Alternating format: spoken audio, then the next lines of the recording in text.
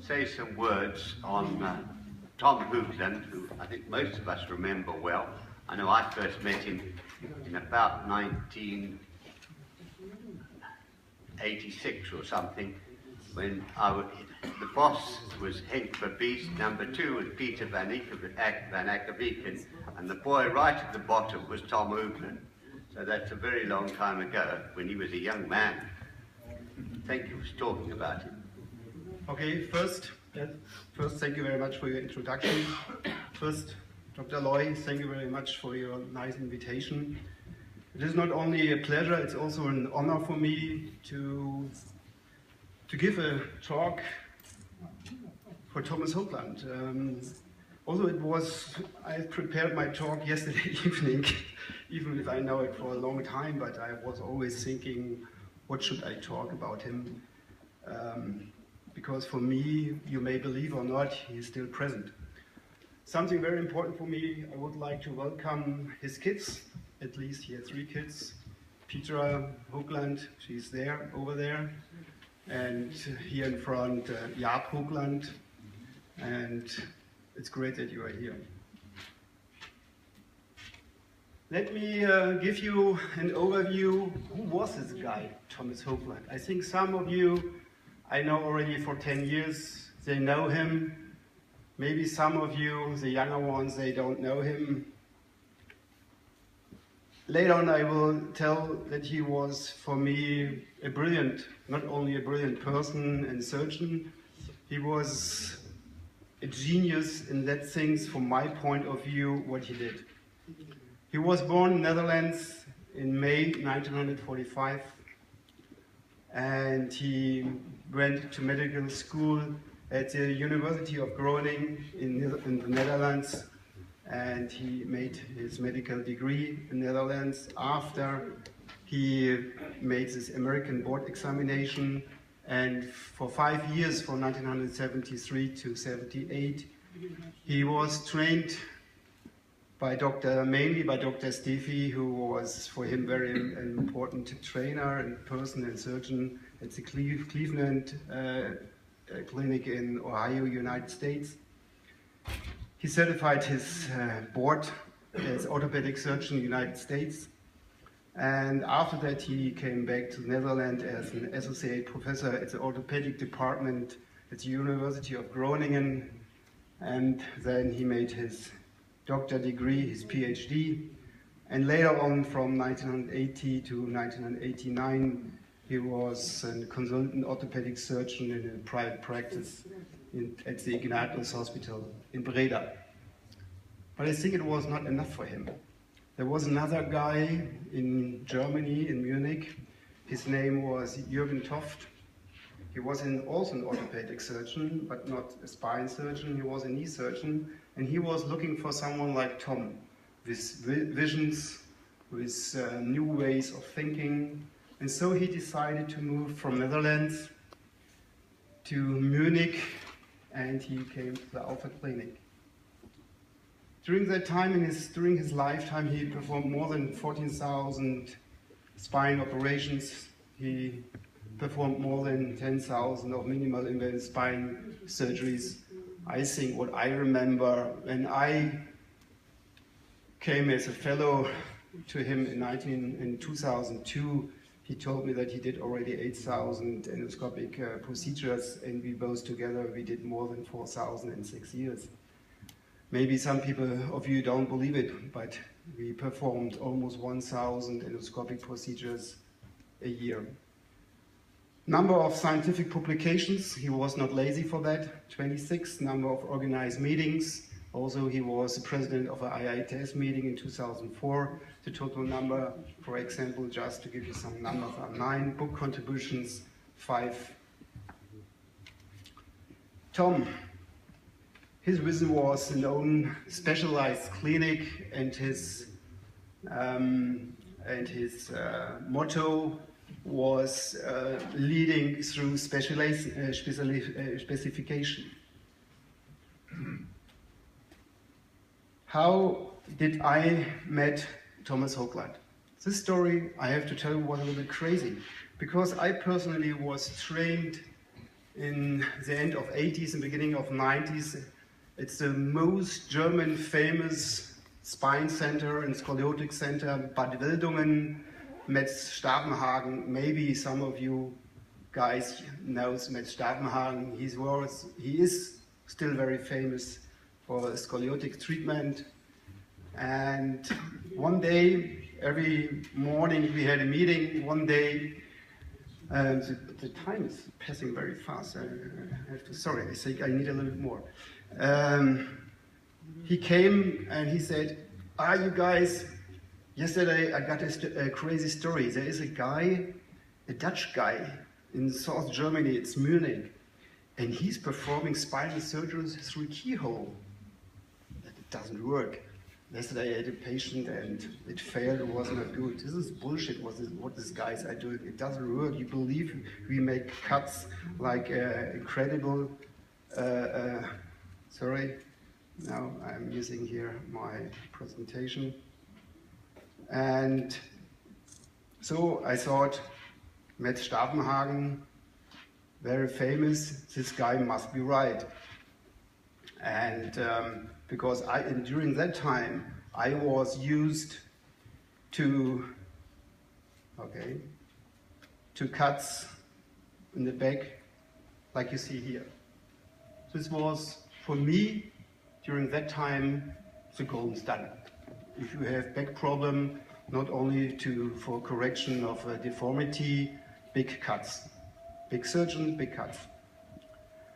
From my point of view, and after many years, I was already an orthopedic surgeon and I was looking for something new, what is maybe challenging me.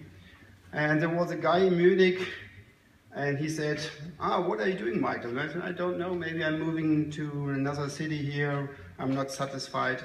And he said, I'm here in Munich. And I said, where in Munich? What are you doing in Munich? Yes, that's the Alpha Klinik with Thomas Hoogland. And I said, Thomas Hoogland, come on, what are you doing there?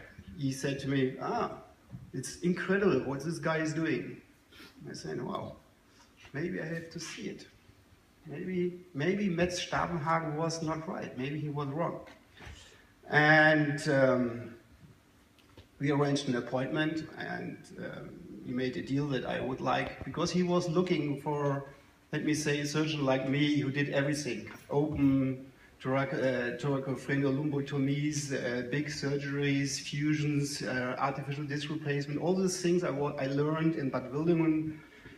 And he was looking for a guy like me. And I said, okay, I want to see this keyhole surgery. And I went there and he made the first endoscopic disc removal. And I thought, I don't believe. No general anesthesia, no loss of bleeding or of blood. And 2 hours later, the patient was already walking. Not like I was used to it. Staying in bed for 2-3 days, a cut minimum like that, I couldn't believe.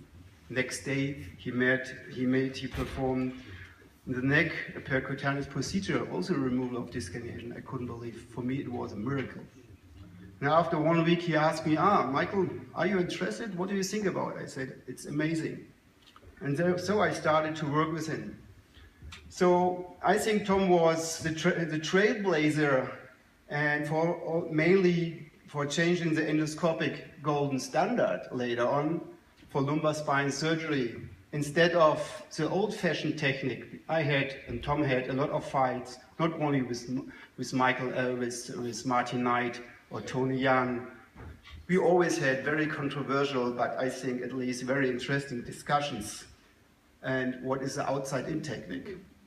Tom's philosophy was the outside-in technique, not to go first into the disc and then into the spinal channel. No, he wanted always to see first the pathology in the spinal channel. 1990, he develops his own special instruments, reamers, for the transfemoral approach. 1992, he developed his own instruments for the approach for a percutaneous procedure in cervical spine. 1998, developing of special endoscopes for the spine. 2001, if I remember the right date, he started the cooperation with the Joymax company. 2006, different philosophies terminated the cooperation with Joymax immediately. It was hard for Tom he didn't know what to do now. He lost all his patents and rights on mainly his idea. But Tom was a sportsman. He was rowing when he was young. In that time, I was an Ironman, even if you don't see it right now, because my belly is getting bigger and bigger. But we both had something similar, and that was never give up. The consequent evolution in endoscopic spinal surgery was almost developed. He developed in 2006 new instruments. Not anymore reamers, bores with a direct approach. 2008, he started his foundation and marketing of the Maxmore, and it wasn't the Joymax, it was later on the Maxmore system. He proved that any disc herniation can be removed successfully endoscopically at all locations in spine, in cervical spine, in thoracic spine, and lumbar spine, independent of size, of location, or of the anatomy. So, the passing of Tom is a source of deep grief, not only to me, but a loss to all of us. To his patients, to his family, and to his colleagues, to his employees, and to his friends. Tom was not only a brilliant physician, who was always there for his patient and who did all what was in his power to help them. He was also a mentor and trailblazer. He was always looking for still more efficient and more tissue-sparing therapy methods and spent great effort in developing his new and groundbreaking surgical approaches.